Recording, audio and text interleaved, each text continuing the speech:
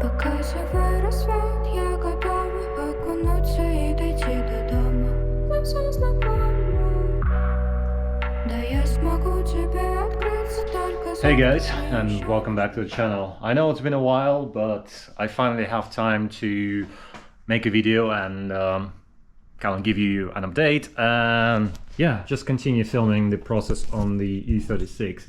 Unfortunately, a lot of the footage, well, got lost, and yeah, we're gonna have a big gap between where the last video ended and today's video, so I'm gonna give you a quick update on what's been done, where I'm at right now, and what are we gonna be doing today. So let's address the elephant in the room. The M52 is finally sitting where it's supposed to be. It's not connected, it's just literally dropped on the engine mounts, and I am looking for an engine loom because this is an engine from a Z3, and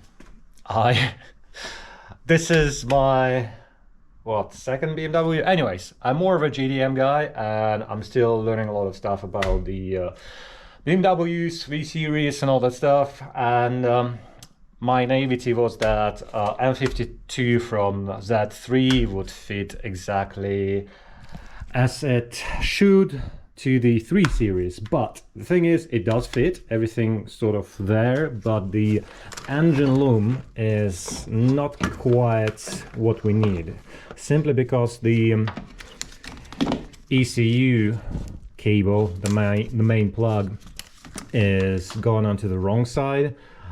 If you've got an E36, sorry for the lighting, but it's raining right now, so I cannot open the garage door. Anyways, the cubby hole for the ECU on the E36 is on the passenger side if you've got right-hand drive car, if, well, like myself, or, well, in any case, it's sitting on this side.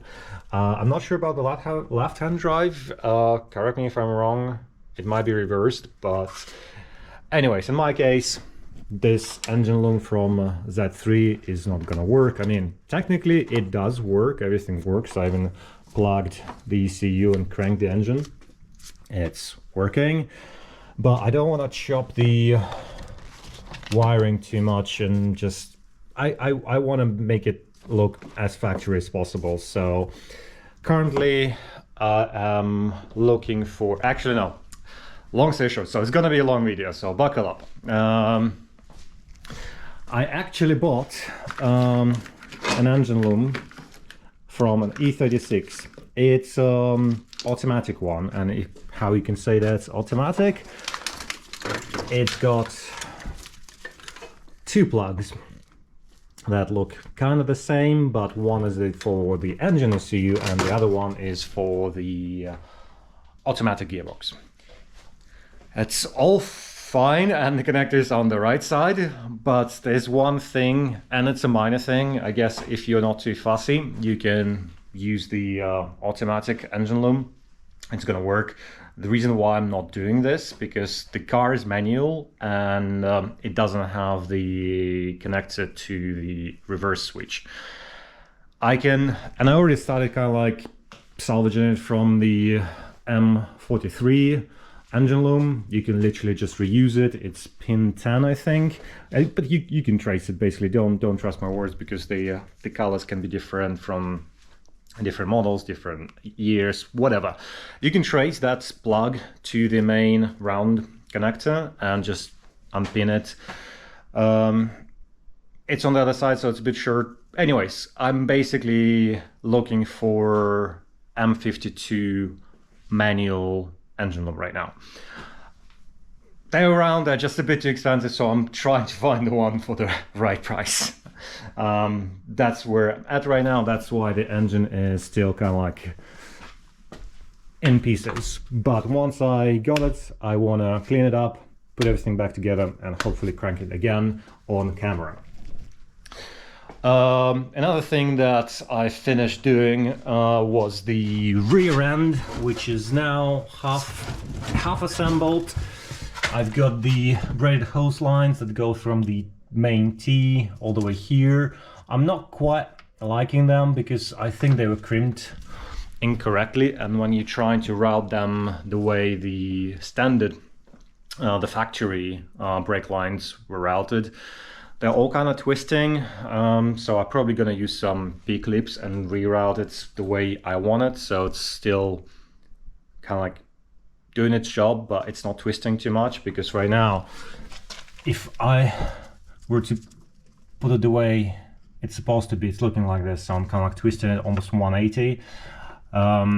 Overall, I mean, I'm not dissatisfied with the overall quality. It's just things like that. I'm not gonna advertise it. I mean, the guys are actually quite good, because they sent me the kit with, like, this is the full braided lines for the entire car. They sent me one, and the main line that connects the ABS to the rear T junction was a bit short, and they said they never seen this combination of cars, like this ABS module with this here. So anyways, they gave me a new one, slightly longer one, and it worked, and they didn't charge me anything, so it's great. Again, I'm not sponsored or anything. You can find them online. Go with your own gut. Maybe in your case it will work. Personally, I probably would have bought some braided lines and crimped them myself at the spot, so kind of like you know where to crimp them and how to crimp them. Anyways, it's a small thing, it's fixable, no big deal. What else? I put poly bushings into the subframe. I welded the reinforcement plates. I've welded some of the holes that were here. There's still a little bit welding to do, but it's all on the upper side of the body, so my plan is to get it done once the car is moving under its own power. And yeah, overall it doesn't look like much. I spent ages just cleaning everything and respraying, sim sealing, just doing it properly. And yeah, that took the majority of my time. Today we're gonna do some small random bits and bobs, simply because I don't have a solid plan. But one thing that I wanted to tackle is I'm refurbing the trailing arms, and my original plan was to do it on a budget, literally just slap them on and refresh them once the car is driving. But as you know, it's an old car, everything is a bit crusty, like the parking brakes. This is the main mechanism that allows you to pull the brake, parking brake, and it kind of like pushes out the braking shoes. By the way, these are the shoes, the shoes, the brake pads for the rotor, and they're literally just disintegrating, like the braking material. There's some, but it's literally falling apart. Like this one, it just came off it, and there's just bare metal.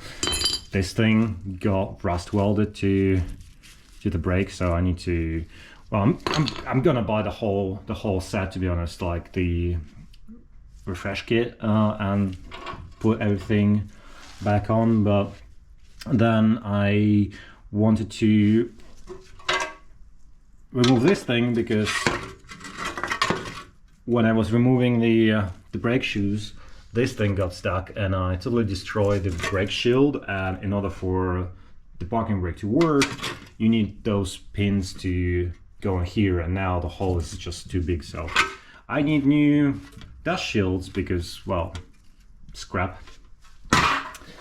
And then when I removed everything, you can, I don't know if you can hear, but yeah, the bearing is, it's not awfully noisy, but you can hear it. You can just hear it. So I might have to replace them as well. So it's literally the whole thing is going to be brand new. And I bought the new bushings, which we'll try to press in today. I already removed the rubber one. We still need to remove the other one at the bottom. Well, it's still pretty heavy. I polybushed that one. I wouldn't recommend those orange one. I think they, what they called, flax flour. Where's the thing? Oh yeah, this is the receipt. I'll just, again, flax. Wouldn't recommend them because the metal sleeves are 1 mil longer than the actual bracket, so you would have to trim it down, and it's not ideal. If you have the budget, go for a more expensive option.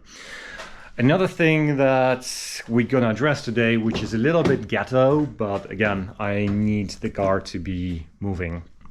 And I mistakenly bought one of those Chinese short shifters. It looks ugly. It's too long for my liking. I don't like it, but the reason why I bought it, because the shifter from Z3 is too long. Well, the rod that actually holds the shifter, it's too long, and the rod that came on the Getrag kit, it's doable. You will have to cut the dust shield, but you can remove it, and the special tool that I'm referring to is just a shallow socket, but as I said, I'll show you everything. So it's been a very long intro, 13 minutes, gosh, that's a lot, but I told you it's going to be a long video, so enjoy.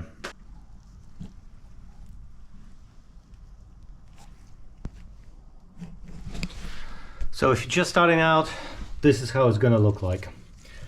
These are the actual shoes. You can see the spring is mangled. Well, yeah, that's why I'm replacing everything. This is just broken, and this is where the pin with this spring used to be. You can see it's like lifting up, where it should be pretty much like this. I don't know if you can see, but yeah, on this side that's how it's supposed to be, and this side is missing it. So right now I'm just gonna take these things off. I don't care about the springs because I'm gonna order a new set. If I lose anything, oh well. The brake shoes are, well, past their prime time for sure. This one is very, very low. This one is okay, but old. So we're replacing the whole thing, and yeah, let's have some fun.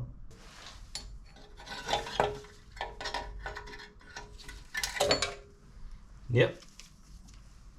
Even this one is bent actually. You can see the little thingy. Yeah, no good.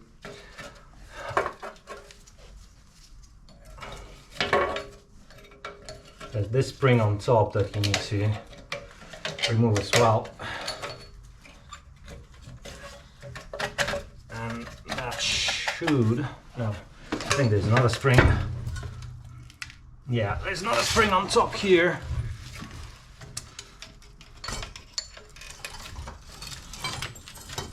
Which is, yeah, you can do it like this. And then disconnect from the top.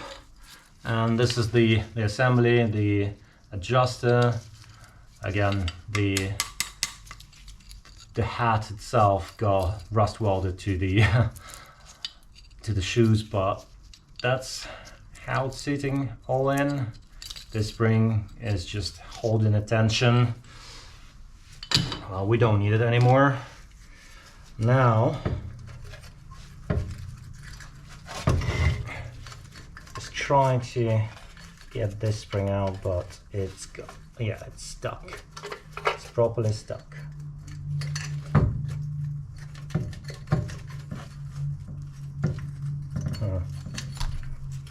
Interesting. Yeah, that's another spring. This is the actual mechanism that pulls the shoes apart, and yeah, also a bit crusty. This one's actually moving free. The other one I couldn't even move freely. I had to use the hammer to get it all out. The dust shield is actually attached in 4 different spots. 4. There are 2 16 shallow bolts right where you just remove that cantilever thingy. And there are other 10mm bolts over here. In my case, they're all rusty, so I'm just gonna use a metal wire brush, get them cleaned up a little bit, and I'm gonna use some heat to actually free them up, because otherwise they're not gonna come out. They're tiny, they're literally this big, and if you break one, well, good luck getting it out. So cleaning things up.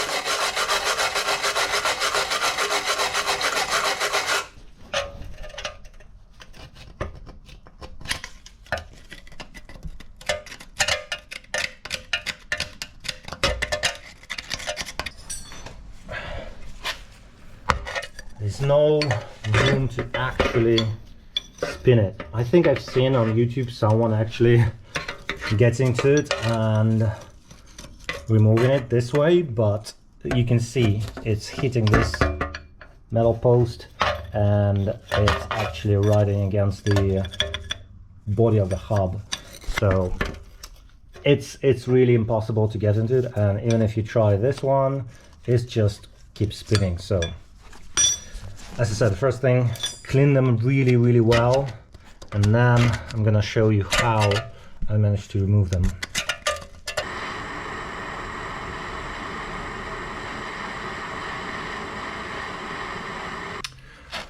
So the trick that I found that worked for me is this stubby little 16mm hex nut, hex socket, apologies, and this little thingy, because there's not enough room to get with a ratchet. And yeah, even with this thing, it's a little bit tight, but you can get on it. So once you on it, you need to put some pressure so it's not moving, because the bolt is so shallow.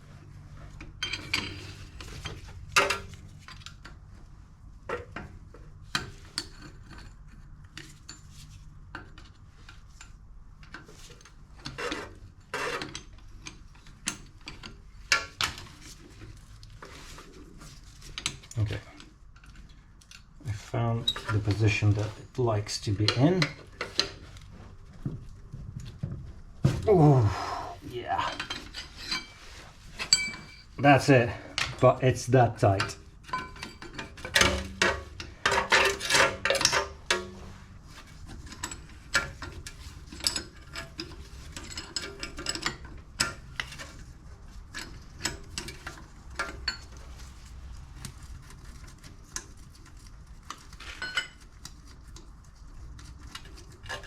Yeah, just like that.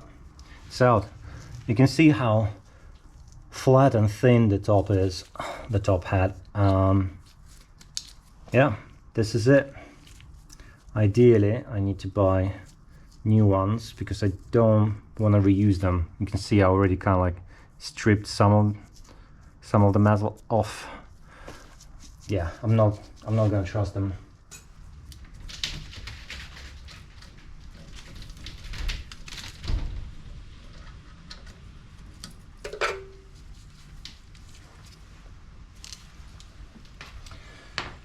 Now we're gonna move to the 10mm.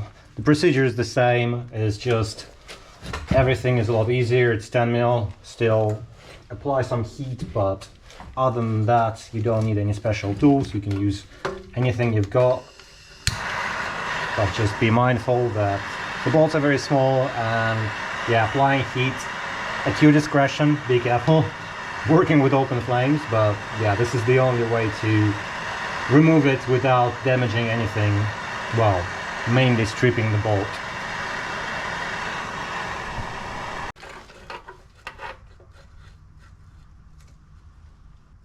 I think I'm gonna grab a socket. I just don't like how it feels. It's just like, it feels like it's gonna strip.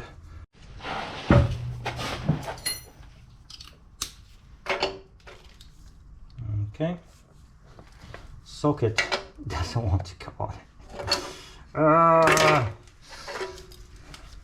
when I only just said that you don't need any special tools. The good thing that I do have a shallow 10mm socket because I bought the whole set. Funnily enough, the other one came out. Yeah, even this one is a bit too much for it. Okay.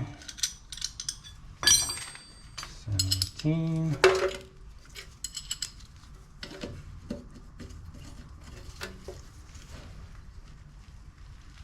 Oh, come on. Seriously? Oh, yeah. Maybe it needs more heat.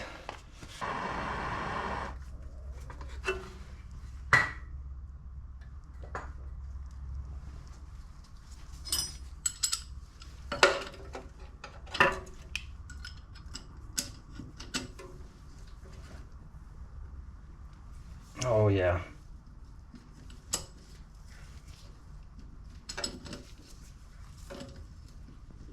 That's a lot better.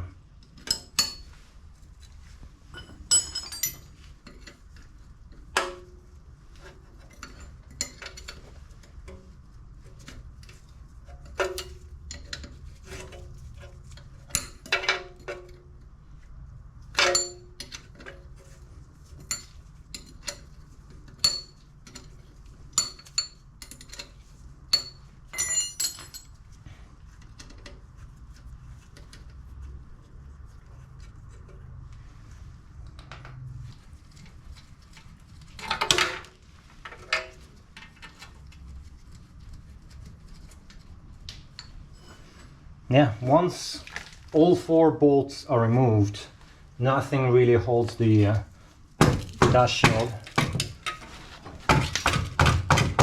on the arm except the hub, which in this case, if you're not replacing the hub or the bearing, I mean all of them, you need to cut the shield up right here. Well, I guess it doesn't really matter where you cut it, it's just the cut that matters. So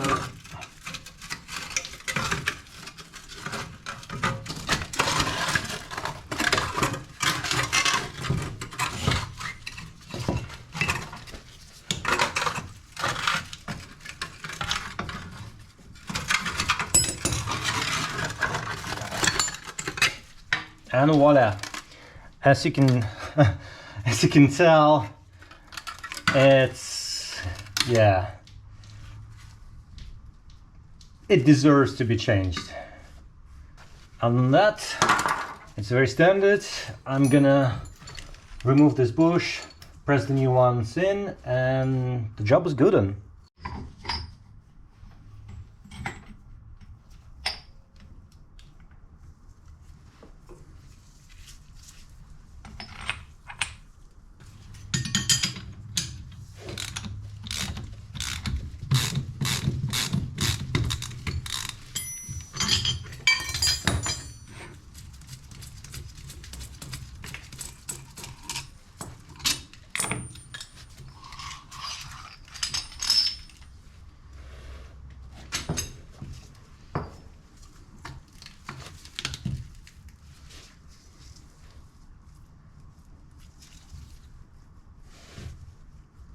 Yeah, there's a bit of a play in it, but not critical. Right, same procedure. Clean the inside, make sure that there are no rust or anything that might damage the bearing, and just sand it. Finally, it's going in. It's been ages, but I've managed to align it, so yeah, not the easiest one. I think my biggest mistake was that I was trying to align these two and it just wasn't going straight. Right now it's a little bit on a, well, angle, so it's not perfectly straight, but the bearing itself is going straight, so that's a win. But yeah, I spent way too much time on this thing. When I said it was ghetto, I wasn't exaggerating. This is the current setup. I literally just like bolted it together, finger tight, but you can see why it's got so much slope. It's not very tight. Ideally, I think you need a bush, but in my case, I'm going to trim the bolt. The bolt is ever so slightly smaller than the hole that it's sitting in. Not the end of the world, but also not ideal, because the threads will eventually make the hole bigger, just like sliding in and out. I'll show you how I'm going to address it. Again, this is a very temporary setup. I'm going to replace it with proper stuff, but right now we just have to do it. So I'm going to remove it from here, and yeah, it's about, I would say, 2 mil gap in total, so we need to put a couple of washers on each side, and I think it will be a lot better, but not ideal. So in order to get the other one, yeah, no, I can't. No, I can do it with one hand.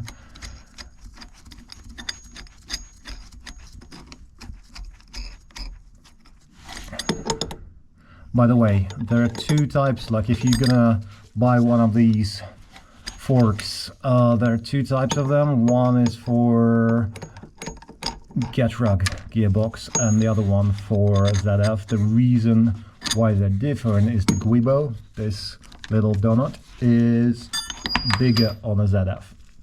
And if you get another one, I think it's just going to be flat. This one has a little bit of a kink in the middle, so it clears the donut and it's not going to catch. So with these things out, let's go on the bench and modify it a little bit. Okay, this is what we're working with. We've got two bolts that look slightly different than the standard bolts. The difference is I applied some hot glue on them. Yeah, it's just black, but it's just glue with a heat gun. I put around. Reason being, I want to reduce the harshness of the, well, the coarseness of the thread, so it doesn't eat through the shifter too quickly, and hopefully it will help. It's, as I said, it's a temporary thing, but I just want it to last if I need to. What we're gonna do, we're just gonna trim the bolts, we're gonna put the nuts on, and I'm gonna use some copper washers just to kind of like remove that gap in the middle. I don't want to compress this too much because this is aluminium and it's probably gonna crack if you try to kind of like put too much force into it. But as I said, as a temporary solution, it should work, and in the future that's going to be one of the things, well, first things that we're going to replace. Yeah, let's just trim the bolts and see if it's going to work.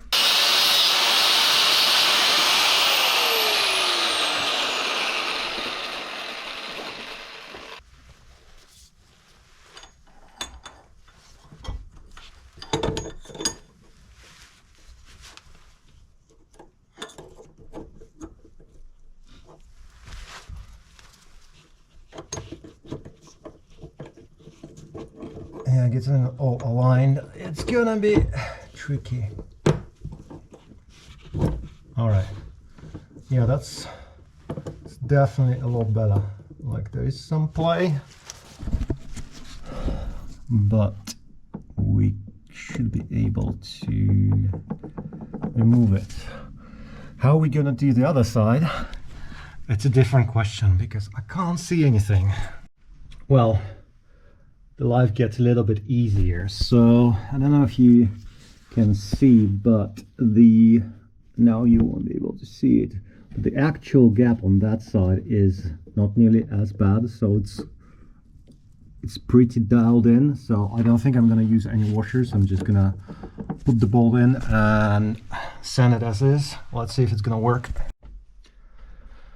Well, I removed all the play from the fork, but there's still play. Well, this is neutral obviously, but in gear you can see there's still quite a bit of play, and I think that's down to the actual pivot point. I think I need new one, or maybe the 10s. Anyways, something isn't quite right. Well, it's a BMW gearbox, they're a bit sloppy, but this one, it's drivable. I think for now it will do. Like 1, 2, 3, 4, 5. Yeah, there's no 6, it's a 5-speed gearbox. Ideal, definitely not. Usable, most definitely. And the last thing in this video that I want to show you is how to route the positive cable from under the bay all the way to the boot, because I couldn't find good pictures. I found a couple of on Google, but they don't show all the way through. So let me show you the way it actually goes, because if you're gonna do the full conversion, your battery on 1.8 and 1.6 is gonna be sitting in that corner, and this is the positive cable that goes right there. There's grommet over there. If you don't have a hole there, there's literally just a blanking plate that you need to punch out. It's very easy, it's not welded or anything like that. You don't need to cut anything out. You can actually see where it's going from the footwell, and if your car is left-hand drive, everything else is going to be exactly the same, minus the obvious pedals and the steering column, but the location of this hole is going to be exactly the same. Then it goes down along the seal, and then it snakes under this reinforcement panel where the seat is mounted to, and it actually goes under it. There's a small opening over there, you can kind of like snake it through it. There's 1, 2 studs that you can actually attach your cable, and I'm just using the cable ties kind of like to get them hooked up to the stud, so it's just sitting a little bit nicer. Then it goes all the way around and kind of like hugs back to the seal all the way up, and behind the rear back seat, which is in my case is covered by this thing. Again, very easy to undo, just remove the back seat, and there's going to be another blanking plate. Just punch it out and you'll see this kind of like oval hole. Initially I mistaken this hole for the right one, but the grommet is the wrong shape, and if you try putting the cable through this hole, it's going to be way too short, so it's not going to reach the actual place where the battery is sitting. And if we go into the boot, you can see where it's appearing from that side onto the boot, and that's where it's kind of ending. And if you route it through the top, through the round opening, I think the cable is gonna like hang out about here, so you won't be able to actually put it onto the battery. So this is the right way of routing the positive cable all the way to the boot, and that's how it's actually mounted from the factory. So hopefully it helps. In the next one, I am gonna try to start the engine. I finally found the engine loom, so hopefully it arrives next week, and we'll start the car for the first time with this 2.8 engine. So stay tuned and see you in the next one, guys. Thanks for watching. Bye.